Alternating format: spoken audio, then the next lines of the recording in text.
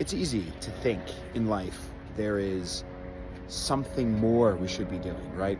Example, I should be a pilot, airplane above me. I should be this, I should be that.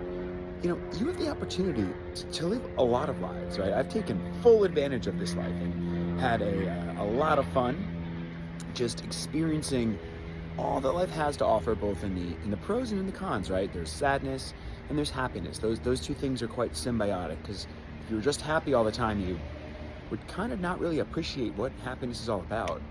But when you start to think about yourself and you're like, are you enough? And what more should I be doing? You're doing what you're supposed to do. And sometimes you're supposed to be in the moment that you're in. And that moment can be longer than you want it to be, but it's necessary. There's a growth that happens. Like, say you spend a certain amount of time studying something, working towards something, and then you get up to a certain point and you need to kind of live in that space, right? As marinate, if you will, the Italian trope. But you need it to understand where you are before you can take that next step. I always think of it in terms of peak. You have a peak and a plateau, where you work up to a certain point and you got to get used to where that area is. Like, well, how do I operate now in this particular realm? Okay, now I've got it. Boom, next thing, how do I operate in this realm?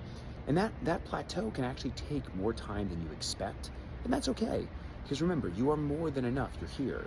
And then as you start to think about what you want to do, be open to trying the new things, right?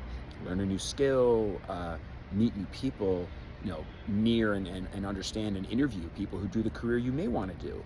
Because sometimes what you find when you actually get a taste and you really understand what that career is about, you're like, oh, you know what? It sounds on paper great, and you try it and you're like, yeah, it's actually not for me. There's definitely a seat here that somebody else would want more than me. So I'm going to let somebody who really wants this take this, and I'm going to keep looking for my next thing.